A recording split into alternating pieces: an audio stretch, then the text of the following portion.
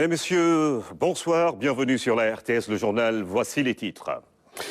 Gestion des inondations, le gouvernement prône la mutualisation des actions. À un mois des premières pluies, l'État veut anticiper sur sa stratégie de lutte. L'année 2024 s'annonce pluvieuse selon les indications du comité inter-État de lutte contre la sécheresse au Sahel. Professionnalisation des conducteurs face à la recrudescence des accidents. Le centre de formation aux métiers portuaires donne sa recette, une offre de service qui permet d'assurer la sécurité des personnes et des biens, charrues, élévateurs, crues, véhicules articulés, transport interurbain. Le CFMPL forme des professionnels de la route à découvrir dans ce journal. Les Tchadiens aux urnes après 3 ans de transition. L'élection pour un nouveau président s'est tenue ce lundi. Plus de 8 millions d'électeurs choisissent entre 10 candidats. Mahamat Idriss Déby et Success Masra sont les favoris de ce scrutin. Messen sur place s'acquiesce, le frère de Balaguer 2. C'est la 2e victoire du lutteur de Pékin sur ses principaux adversaires de Guédiawaye. En football, le Garave met la pression sur Tenguet FC, toujours leader de la Ligue 1 en Première Ligue. Nicolas Jackson signe en doublé et en Arabie Saoudite. Sadio Mané augmente son compteur but. Basket, l'AS Douane se rebiffe et reprend sa balle. Le tout dans Actu Sport Express de ce lundi avec Ibrahim Mbouba.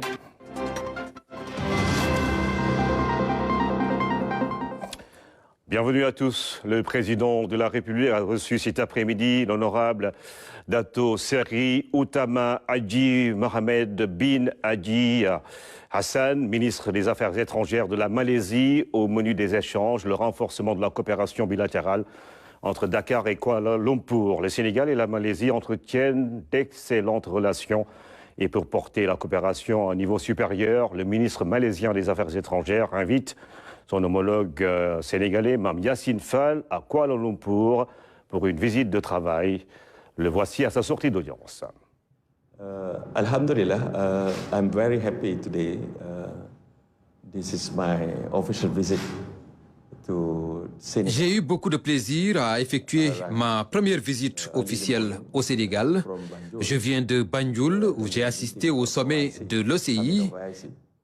Entre le Sénégal et la Malaisie, il y a beaucoup de similitudes et nous voulons booster la coopération pour qu'elle soit plus conforme aux ambitions que nous avons, ma collègue Mme Yacine Fall et moi. Au cours de cette audience avec le président Bassirou Diomaye Faye, j'ai tenu d'abord à le féliciter à mon nom propre et au nom du peuple malaisien pour sa brillante élection dès le premier tour. Nous avons également fait le tour d'horizon de notre coopération. Les échanges ont porté sur les secteurs prioritaires dans lesquels nous pouvons renforcer notre coopération bilatérale. Pour ce faire, j'ai invité mon homologue Mme Yacine Fall pour une visite de travail à Kuala Lumpur. Laquelle visite nous permettra de passer en revue notre coopération et de signer éventuellement des accords de partenariat dans les domaines, entre autres, de l'éducation et de l'économie. Nous serons également ravis de recevoir le président Bassirou Diomaye Faye en Malaisie et cette visite d'amitié et de travail pourrait se faire dès l'année prochaine.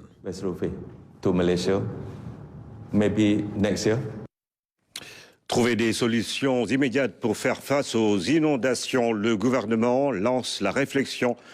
Un comité national s'est tenu ce lundi pour évaluer les stratégies de lutte et aller vers une meilleure gestion de ce phénomène. L'année 2024 risque de connaître de fortes précipitations selon le SILS.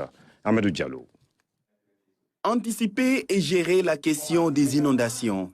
Le comité national de gestion est ainsi à l'œuvre.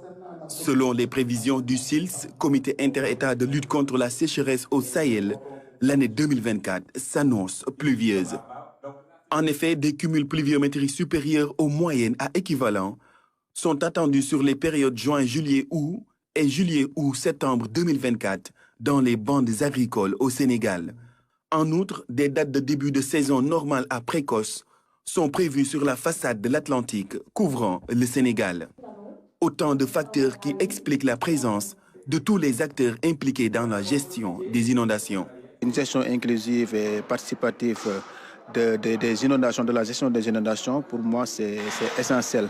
Et récemment, j'ai reçu un quartier de Kermassar, le quartier Amdala, qui fait 7000 habitants, un quartier dans lequel un bassin a été entamé en 2019 et jusqu'à présent qui n'a pas été achevé. Donc c'est une doléance que je viens de poser ici. Notre point de vue, ou bien le point de vue de la commune, comme je peux le dire, était tout simple parce qu'on a vécu deux hivernages actuellement depuis qu'on est maire. Donc on a eu un peu d'expérience par rapport à ça. La première chose qu'on a faite, c'est de faire en sorte que l'eau qui se trouve dans le bassin, parce que le bassin il est exigu, il est petit par rapport à la capacité de la ville. La ville évacue énormément d'eau, donc nous souhaiterons que ce bassin soit élargi. Une concertation multi-acteurs autour de l'État fondé sur l'anticipation pour trouver des solutions durables aux inondations.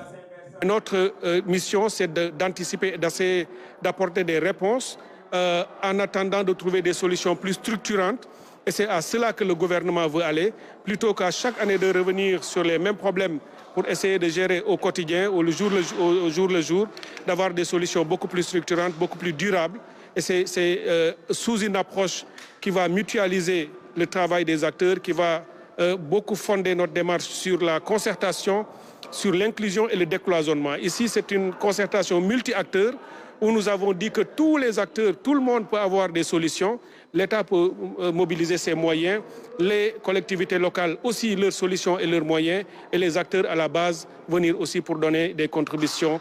Le réchauffement climatique et l'urbanisation anarchique, entre autres facteurs, concourent à intensifier les difficultés liées aux inondations.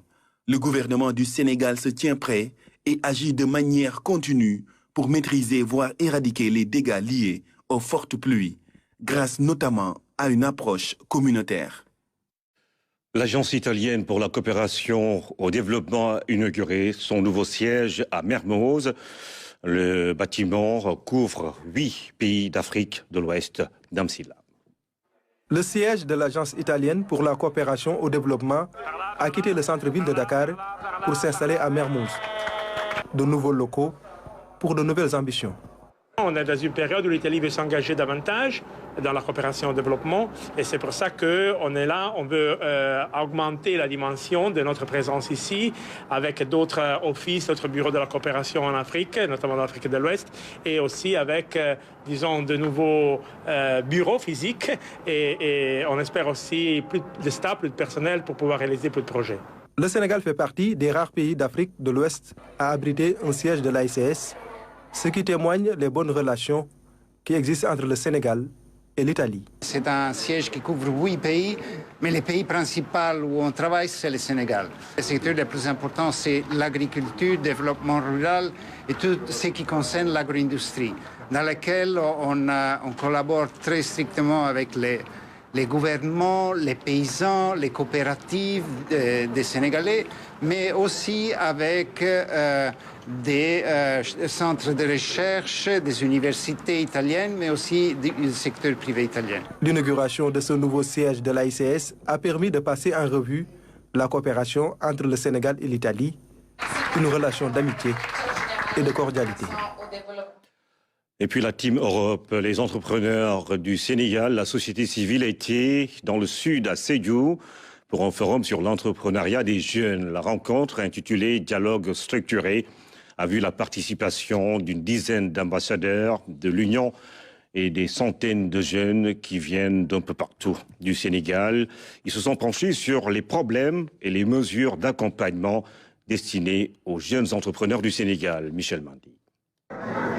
Comment soutenir l'entrepreneuriat des jeunes est la question centrale de ce forum intitulé « Dialogue structuré ». L'atelier a réuni entrepreneurs, membres de la plateforme de la société civile et de l'Union européenne. Il s'agit de trouver des réponses aux problématiques qui entravent les activités entrepreneuriales au Sénégal. Ceci permet franchement réellement de voir quelles sont comment reconsidérer ou bien mieux prendre en charge ces priorités de jeunesse qui n'ont pas changé entre les deux élections, les deux régimes. C'est une priorité d'emploi, c'est une priorité d'employabilité, c'est une priorité d'engagement citoyen et des formations professionnelles et d'insertion socio-professionnelle. Et ces priorités-là, on va ensemble, en tant que partenaires, l'Union européenne et tous ses États membres, de voir comment articuler tout cela au niveau maintenant du processus de formulation de ce nouvel référentiel politique au Sénégal. 4 thématiques sont abordées dans les groupes d'échange afin d'identifier les besoins réels et les mécanismes adéquats à l'accompagnement des jeunes entrepreneurs. Une démarche inclusive saluée par les participants. Je salue la démarche de l'ambassade de l'Union européenne, autant pour moi, pour cette démarche inclusive. Car aujourd'hui, en fait, c'est nous les jeunes qui représentons en fait la plus grosse frange de cette population et nous avons besoin de nous faire entendre. Et donc aujourd'hui, on espère en fait qu'à travers ce dialogue, des solutions pourraient être apportées, non seulement à travers le Sénégal, à travers l'État du Sénégal, mais aussi à travers les États partenaires bailleurs qui sont présents aujourd'hui lors de ce dialogue pour pouvoir trouver des solutions pérennes à ces problèmes. Au total, 10 ambassadeurs d'États membres de l'Union européenne ont pris part à cette rencontre avec les entrepreneurs de la Casamance et du pays. Le profil de ces jeunes est très diversifié. Ils sont pour la plupart dans le secteur agricole ou dans l'informel. J'ai vu beaucoup d'énergie, beaucoup de courage de jeunes qui ont monté leur entreprise, qui n'attendent d'ailleurs pas un soutien des partenaires pour pouvoir agir, qui agissent par eux-mêmes, pour eux-mêmes, parce qu'ils ont des bonnes idées. Des partenaires comme l'Union européenne essayent simplement d'accompagner cette énergie, essayent d'accompagner cette innovation et ces idées, que ce soit au niveau de la société civile ou des grandes politiques publiques qui sont émises par le gouvernement. Cette session de Sédhiou est le deuxième du genre, après celui d'octobre dernier. Le comité scientifique du pôle pastoralisme et zone sèche s'est tenu ce matin à Dakar, une rencontre traditionnelle d'échange et de partage sur le pastoralisme et ses implications économiques dans la sous-région. Ce collectif de chercheurs a permis aujourd'hui de noter des avancées majeures en matière de recherche de qualité dans les dynamiques territoriales. Lamine Touré. Le pôle pastoralisme et zone sèche en Afrique de l'Ouest perpétue sa feuille de route. Le mécanisme est innovant en ce sens qu'il constitue un outil d'aide à la décision politique à travers une pluralité d'intervenants. Ce comité scientifique annuel traduit la volonté des initiateurs à aller de l'avant et booster davantage les dynamiques territoriales. Dans un contexte de ressources publiques allouées à la recherche de plus en plus limitées, ayant pour conséquence une concurrence accrue entre institutions, l'idée de construire ce collectif de recherche multidisciplinaire et multi-institutionnel, capable de se positionner sur des problèmes majeurs, est un choix stratégique que l'ISRA ne peut qu'approuver et soutenir. L'ISRA est donc aux côtés du CSE, de l'UCAD et du CIRAD pour agir en faveur du développement des systèmes pastoraux et leur insertion dans les économies régionales. Si au début c'était le pastoralisme, la transition, par la suite il y a eu les changements climatiques, les modes de vie et les moyens de subsistance des populations pastorales qu'il fallait inclure dans la richesse des activités thématiques que le PPZS a abordées. À partir de ce moment, le PPZS a enclenché une réflexion très poussée sous plusieurs angles pour proposer des solutions de gouvernance, pour proposer des dynamiques de territoire et de l'intensification de la production pour assurer la sécurité alimentaire. Au-delà, le collectif donne de la matière aux universités nationales.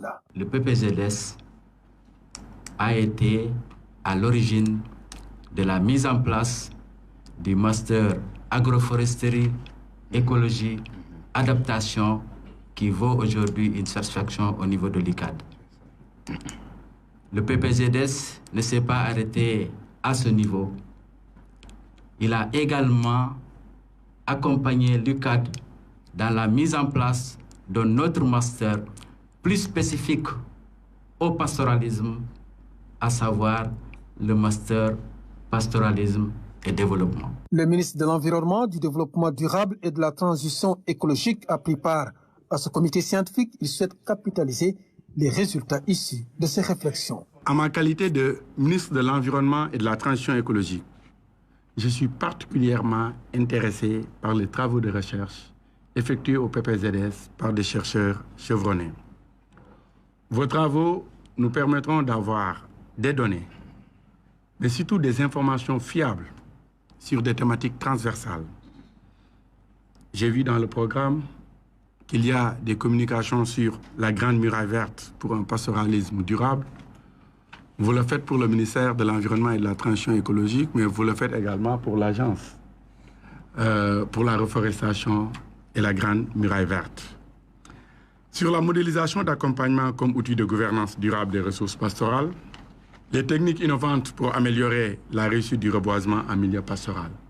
Et vous conviendrez avec moi que ces différentes thématiques sont à la lisière entre, c'est vrai, les productions animales et l'environnement. Le pôle pastoralisme et zones sèches en Afrique de l'Ouest existe depuis 23 ans. Sa dimension diplomatique n'est plus à démontrer car la structure œuvre sans relâche pour l'atteinte de la souveraineté alimentaire, un défi communautaire.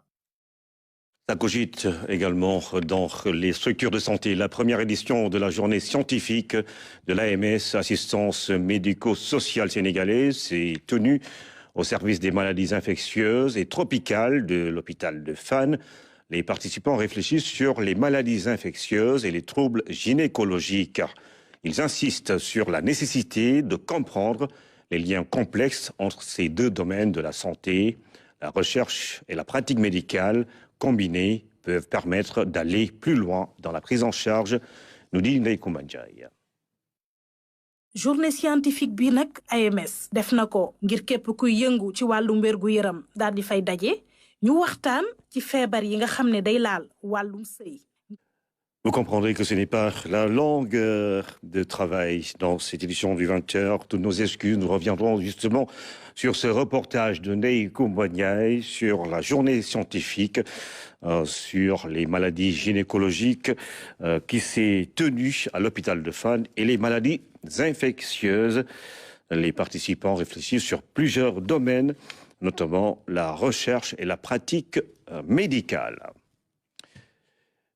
Nous parlons du pèlerinage marial de Popenguine. C'est du 16 au 20 mai. L'État et le comité d'organisation ont fait le point sur les préparatifs de l'événement religieux. Philomène Constance-Diagne. Ce CRD préparatoire a réuni autorités administratives de la région de Thiès et membres du comité d'organisation de la 136e édition du pèlerinage marial de Popenguine. Des représentants des différents services devant intervenir pour la réussite de ce rendez-vous religieux ont aussi répondu à l'appel. Les points quand même qui méritent d'être soulevés concernent relativement la sécurité, la gendarmerie et la police, même si le pèlerinage doit se tenir au niveau de la zone de la gendarmerie. Les marcheurs quitteront différents points qui sont des zones de compétence de la police. Et dans ce travail-là aussi, ils seront accompagnés par les sapeurs-pompiers qui viendront avec les mesures de sécurité civile, notamment à la prévention des incendies, à l'accompagnement des personnes dans le besoin. Et ils le feront en relation avec le secteur de la santé qui a quand même prévu d'installer 15 postes médicaux avancés avec un poste médical avancé qui sera au niveau de Yenne.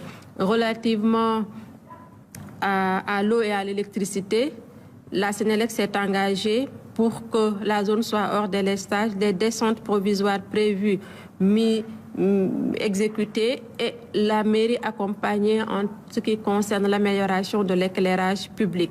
La CNO aussi, il y a des points en tout cas qui, l'année dernière, ont fait l'objet d'attention particulière due notamment à la capacité de stockage du forage de Popenguine. Cette année-ci, ça sera renforcé et le dispositif allant dans ce sens aussi est prévu. De la sécurité à la santé, en passant par la distribution de l'eau et de l'électricité, tout a été passé en revue, sans oublier les mesures d'hygiène, de prévention, d'alimentation et d'organisation matérielle. Les mesures d'hygiène et de prévention aussi ne seront pas, en tout cas, laissées en compte. La brigade régionale d'hygiène, après que la SONAGED ait accompagné la collectivité territoriale dans le nettoiement des sites stratégiques devant faire l'objet, en tout cas, d'opérations de nettoiement d'envergure, viendra mener ces activités de désinfection. Ce qui est de l'organisation matérielle, les diligences à faire l'ont été avec le niveau central et l'expression de besoins du comité d'organisation aussi transmise en tout cas à l'autorité pour une appréciation et éventuellement une exécution dans les délais.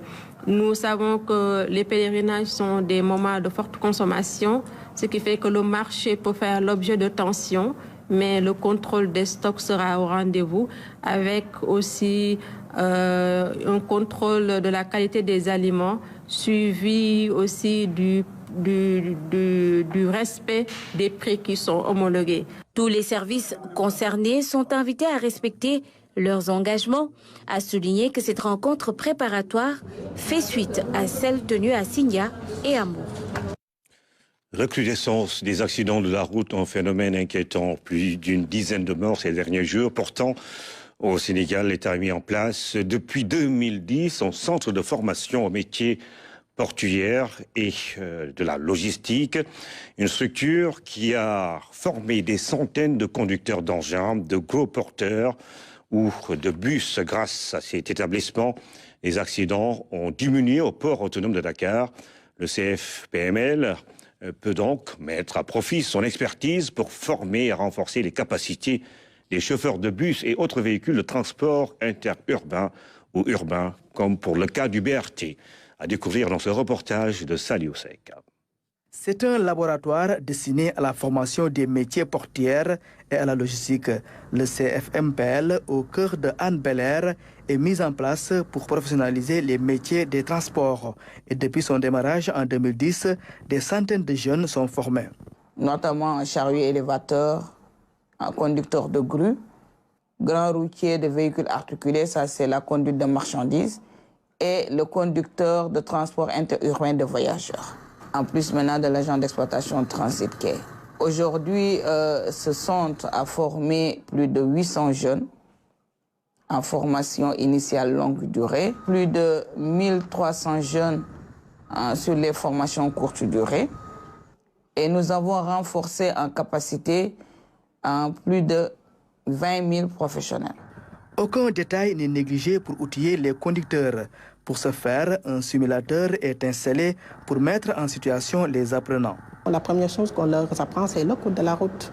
Comment identifier un panneau, respecter aussi la limitation de vitesse, la réaction du conducteur face à une situation, comment chercher une échappatoire, et voilà, respecter aussi les dispositifs. Quelles sont les choses, les stupéfiants à ne pas prendre pour après prendre le volant. Donc c'est des choses que le chauffeur doit connaître, que le chauffeur doit savoir pour ne pas prendre de risques. Dans l'espace réservé à la manœuvre, une autre partie de la formation s'y déroule. Ici, l'accent est mis sur la maniabilité. Maudou Diouf se charge de former ses futures conductrices du BRT. Les manœuvres comme la ligne droite, le slalom, la mise en quai et tant d'autres serments pour manœuvrer. Si on termine les manœuvres, on fait des cours de circulation. On va circuler en agglomération, hors agglomération. En alliant donc la théorie à la pratique, les apprenants maîtrisent les bonnes manières pour une bonne conduite des véhicules. On nous apprend tout, comme vérification externe et interne. En premier lieu, en vérifiant les huiles de refroidissement, le carburant et l'eau, les coins et les fuites, aussi les bouchons et les autres vérifications externes. À l'exemple des pneus, les feux et aussi les essuie-glaces. De véritables professionnels sont formés. Ainsi, ce centre devrait donc pouvoir jouer un rôle déterminant dans le cadre de la sécurité routière. Au niveau du port, il y avait beaucoup d'accidents. Ça, ce n'est pas moi qui le dis, mais le constat est là. Que depuis l'avènement de ce centre qui forme aussi bien les conducteurs d'engins que les conducteurs routiers, on a vu quand même une réduction drastique des accidents de travail au niveau du port, qui étaient souvent des accidents mortels. Les professionnels aussi ont compris, les entreprises, qui ne cessent de renforcer en capacité leurs professionnels. Nous avons chaque année pratiquement 200 à 300 professionnels qu'on renforce. Là aussi, le taux d'accident est réduit, pour ne pas dire, est passé pratiquement à zéro. C'est minimalisé. Dans certains secteurs, un système de certification est développé pour pouvoir conduire des engins. Ces certifications aussi a une durée de vie. Donc on les renouvelle, c'est pour insister encore sur les devoirs et responsabilités du conducteur, qui peut aller jusqu'à une responsabilité pénale, mais surtout toutes les vérifications à faire avant de démarrer l'utilisation de son engin, et surtout le droit de retrait, c'est-à-dire quand ça présente des risques énormes pour le conducteur et même les autres usagers, il a le droit de dire « je ne conduis pas cet engin ». Et il est protégé aussi par le Code du travail.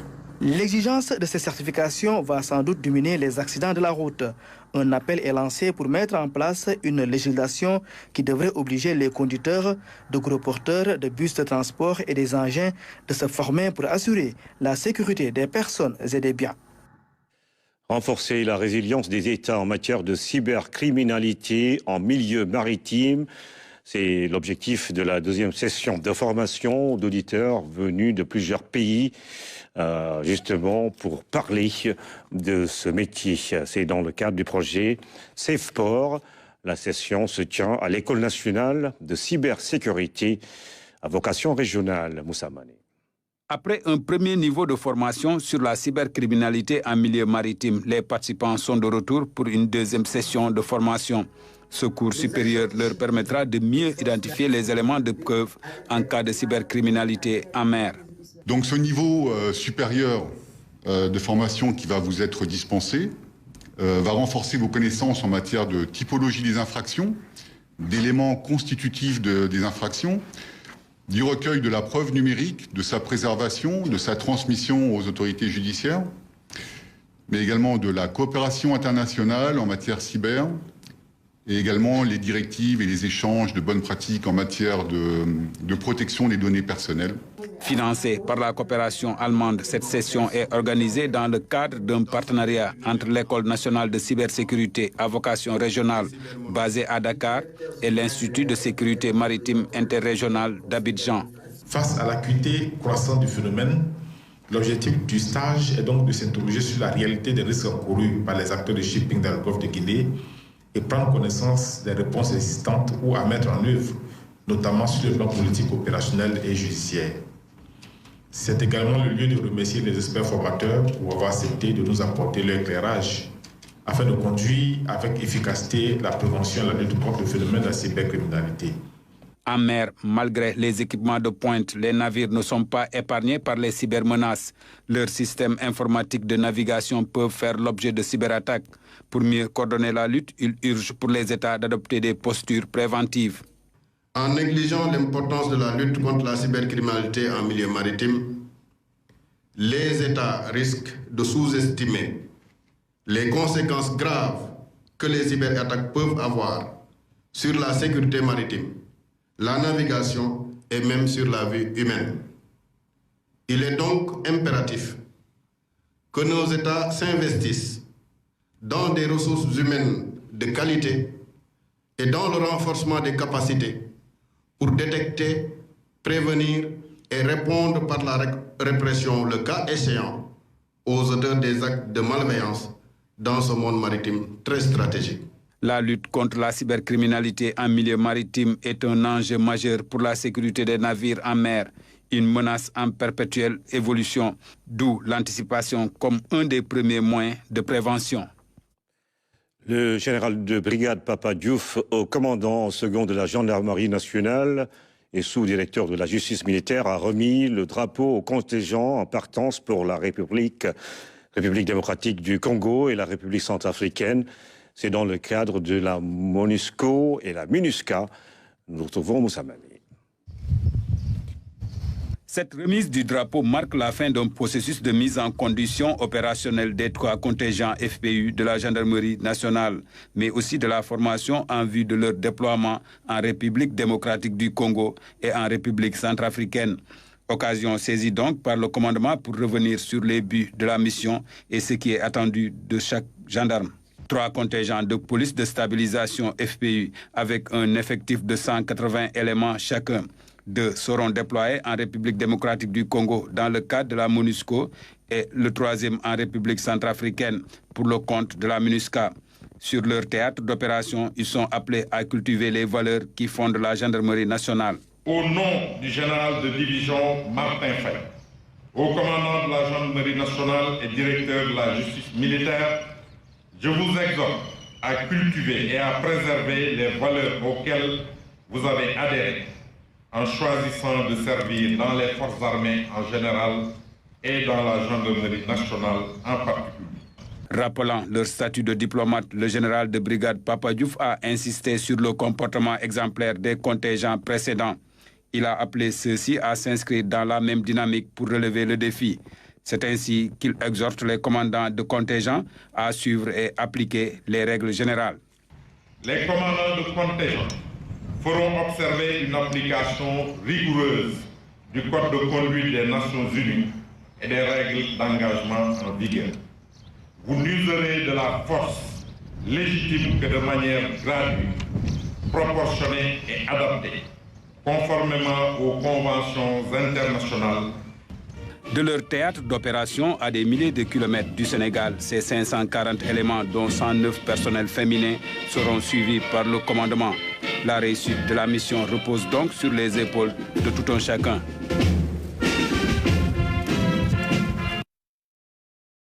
Après 3 années de transition, l'élection présidentielle s'est tenue ce lundi au Tchad. Plus de 8 millions d'électeurs sont appelés à choisir pour justement séparer 10 candidats. Le scrutin devrait se jouer entre le président de la transition, Mohamed Idriss Déby, et son principal rival, le Premier ministre Success Masra, Sina Lunfal. Cette élection est censée mettre un terme à la transition entamée au Tchad au lendemain de la mort du président Idriss Déby Itno, tué lors de combats avec des rebelles en 2021. Plus de 8 millions d'électeurs ont été appelés aux urnes ce lundi pour choisir entre 10 candidats en lice. Mohamed Idriss Déby, qui s'est installé au pouvoir en tant que président de transition au Tchad, après l'assassinat de son père Idriss Déby, est donné favori de ce scrutin. Mais son principal rival et Premier ministre Success Masra ne compte pas lui faciliter la tâche. Cette bataille politique entre deux hommes de 40 ans suscite l'inquiétude des observateurs. Ce duel inédit entre le président de transition et l'ex-opposant pourrait mettre fin à 3 années de pouvoir militaire. Le pouvoir s'est targué d'avoir organisé la première élection présidentielle parmi les pays africains comme le Mali, la Guinée, le Niger et le Burkina Faso, qui ont connu des changements de régime non démocratique au cours des dernières années. Les résultats provisoires sont attendus d'ici le 21 mai et les résultats définitifs début juin. Un second tour sera organisé le 22 juin si aucun candidat n'obtient plus de 50% des suffrages. L'élection présidentielle se tient dans un contexte difficile pour le Tchad. Cependant, Mohamed Idriss Déby devra passer par cette élection pour légitimer son pouvoir s'il sort vainqueur du scrutin. Cette présidentielle est un tournant décisif pour le Tchad. Plusieurs figures classiques telles que Success Masra veulent à travers ce scrutin accéder à la magistrature suprême. Les Tchadiens donc qui vont départager les 10 candidats à l'élection présidentielle de ce lundi. Après cela, voici la page sport.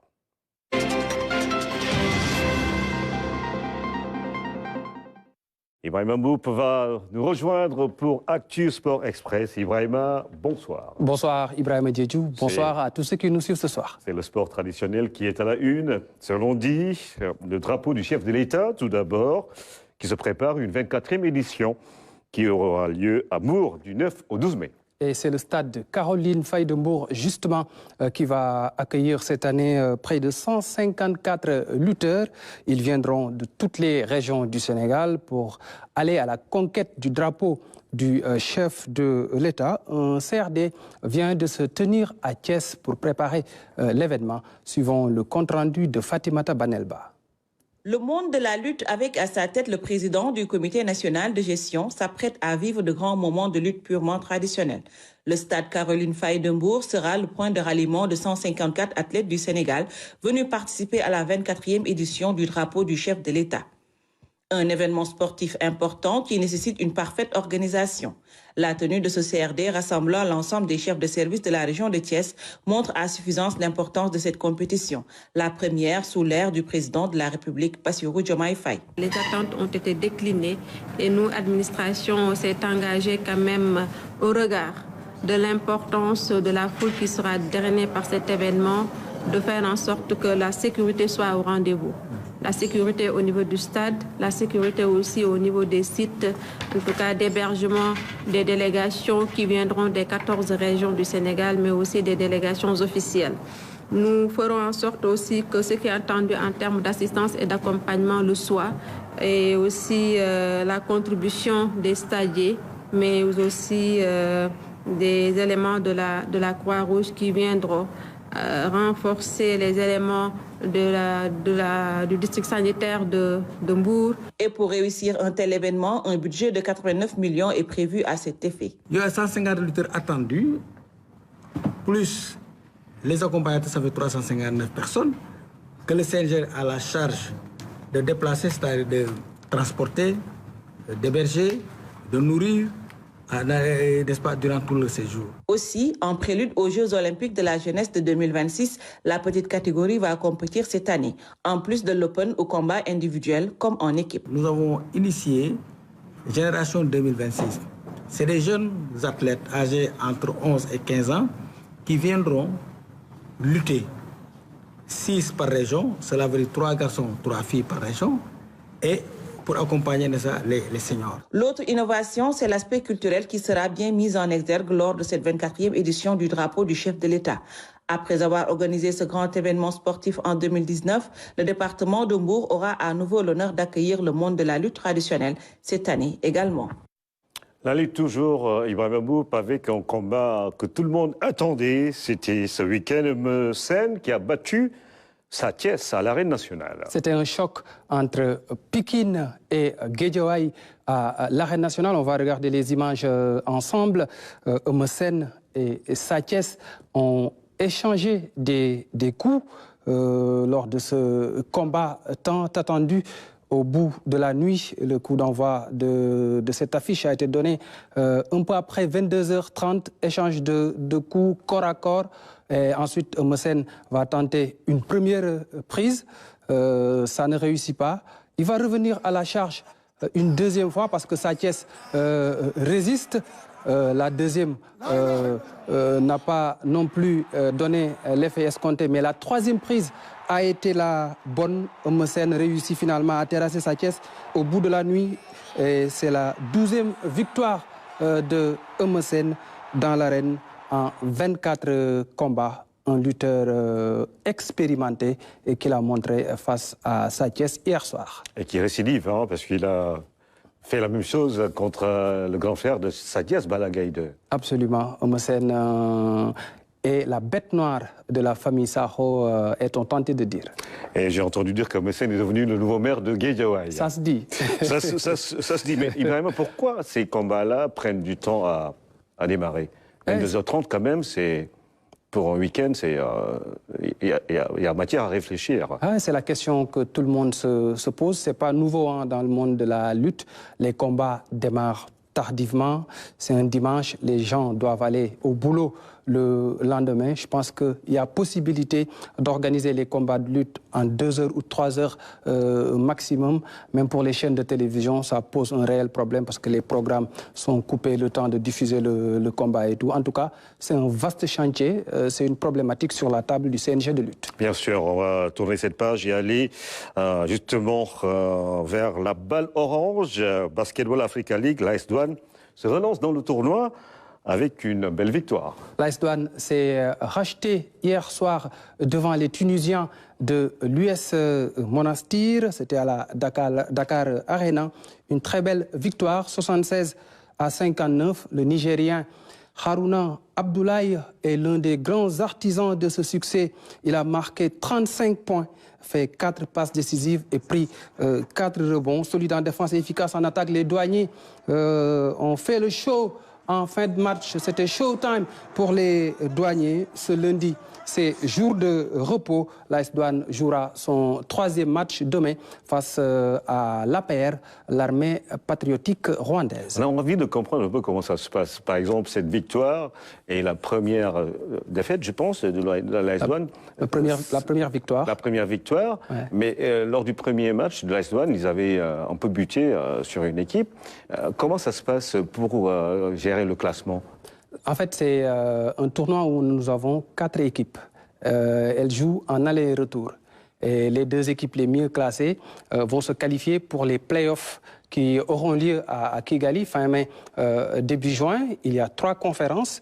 2 ont été déjà jouées, une en Afrique du Sud. 2 équipes se qualifient.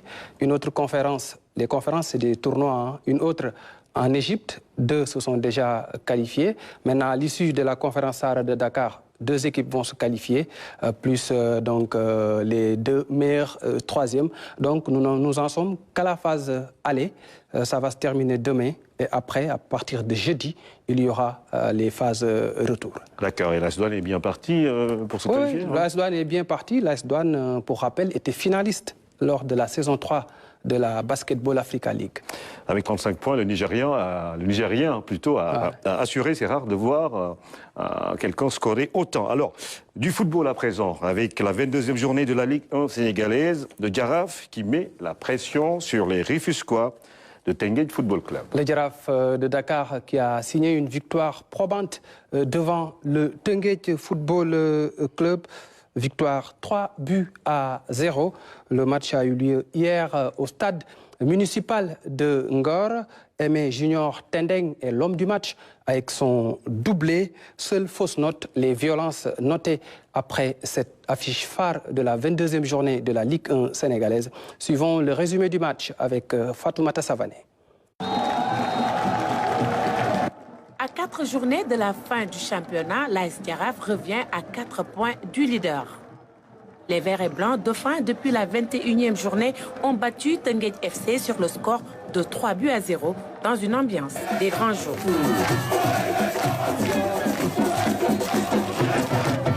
Dès l'entame du match, le Jaraaf ouvre les hostilités. 2e minute, Aimé Tendeng voit sa frappe butée contre le poteau. Ce sera à la 10e minute que Souleymane Cissé réussit à faire sauter le verrou de TFC.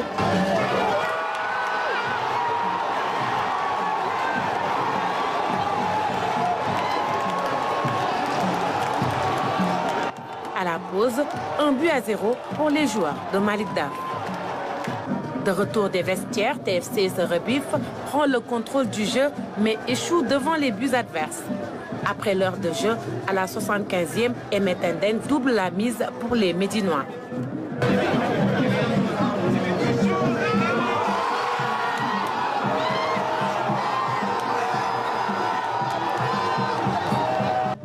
Le désarroi se lit déjà sur le visage des supporters rufisquois. Le 3e but arrive à la 81e minute, une réalisation de Ababakar Sarr.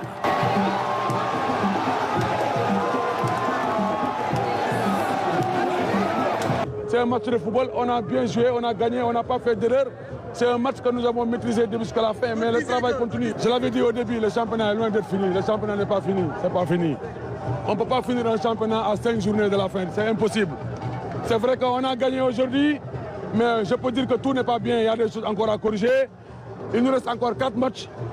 On va essayer de se concentrer sur le match prochain, Inch'Allah. On va essayer de gagner comme d'habitude. En tout cas, chaque match, c'est une finale. On a bien joué, on a gagné, mais il faut remettre les pieds sur terre. Et je pense qu'avoir de l'humilité et continuer à travailler, pour moi, c'est le plus important. Il faut les féliciter. Ils ont développé un jeu à un certain moment qu'ils ont marqué un but. Ils ont été intelligents de gérer nos temps forts. Par contre, nous, on a été mauvais dans la gestion du match. En commençant moi l'entraîneur, parce qu'en première mi-temps, on était excellent en première période. En deuxième période, on n'a pas été bon.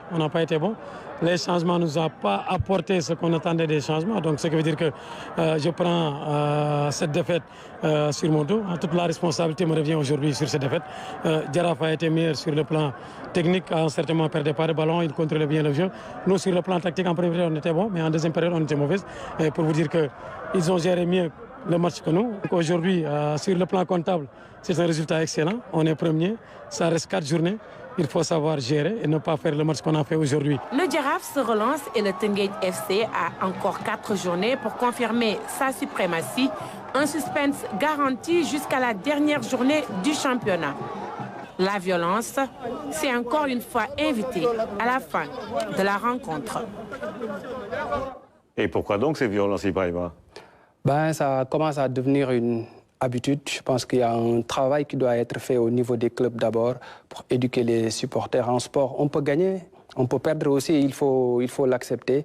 Depuis quelques saisons, il y a beaucoup de scènes de violence dans nos stades. Même lors de la 21e journée à Pékin, entre le Giraffe et l'AS Pékin, c'était les mêmes scènes qu'on avait vues. C'est quand même regrettable et les instances doivent sévir un peu plus de façon ferme pour que ces violences-là soient jugulées. Peut-être un petit rectificatif. Emmett Ndeng, l'homme du match, est plutôt auteur d'un but et d'une passe décisive. Le 3e but est signé Ababacar Sarr. C'est bien ça. Les autres résultats de cette 22e journée? Les résultats complets de cette 22e journée de la Ligue 1 sénégalaise. Diambar Union Sportive de Ouakam, 0 but partout. Le Dakar Sacré-Cœur qui surclasse la Linguère de Saint-Louis, 4 buts à 0. L'US Gorée domine Diamono de Fatick, 1 à 0. Giraffe TFC 3-0. Casa Sport et AS Pikine font match nul, 0 but partout. Le Guédiawaye Football Club battu par Génération Foot, 1 but à 0. Et la Sonacos qui surprend le Stade de Mbour, 1 but à 0. On enchaîne avec le classement de cette Ligue 1 sénégalaise et c'est le Teungueth Football Club qui est toujours leader avec 43 points. Le Giraffe est 2e avec 39 points. 4 points séparent les deux formations qui luttent pour le titre de champion du Sénégal. Au bas du tableau, Diamono de Fatick est 13e et puis Diambar de Saly est à la dernière place de la Ligue 1 sénégalaise. À l'étranger, Nicolas Jackson et Sadio Mané, buteurs durant le week-end. On commence par la 36e journée de la Première Ligue anglaise avec Chelsea qui a surclassé West Ham à Stamford Bridge, 5 buts à 0 avec à la clé ce doublé de Nicolas Formas pour un joueur qui a été souvent critiqué parce qu'il rate énormément d'occasions, mais il s'est racheté. On va aller du côté du golf pour voir Sadio Mané avec Al Nassr qui était donc face à Al Werba. Victoire 5 buts à 0, triplé de Cristiano Ronaldo, but de Sadio Mané. Mané a aussi fait 2 passes décisives dans cette affiche et on va rester avec Sadio Mané parce que en Coupe d'Arabie Saoudite, Sadio Mané va jouer la finale. Ce sera le 31 mai face à Hilal du capitaine Khalidou Koulibaly. C'est le fameux derby de Riyad. Une finale tant attendue donc le 31 mai en Arabie Saoudite.